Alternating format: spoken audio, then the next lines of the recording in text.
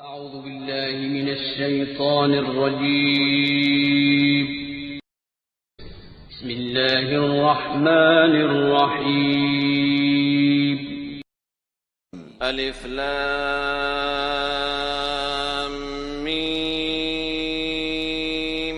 ذلك الكتاب لا ريب فيه هدى للمتقين الذين يؤمنون بالغيب ويقيمون الصلاة ومما رزقناهم ينفقون والذين يؤمنون بما أنزل إليك وما أنزل من قبلك وبالآخرة هم يوقنون أولئك على هدى من ربهم وأولئك هم المفلحون إن الذين كفروا سواء عليهم أأنذرتهم أم لم تنذرهم لا يؤمنون ختم الله على قلوبهم وعلى سمعهم وعلى أبصارهم غشاوة ولهم عذاب عظيم.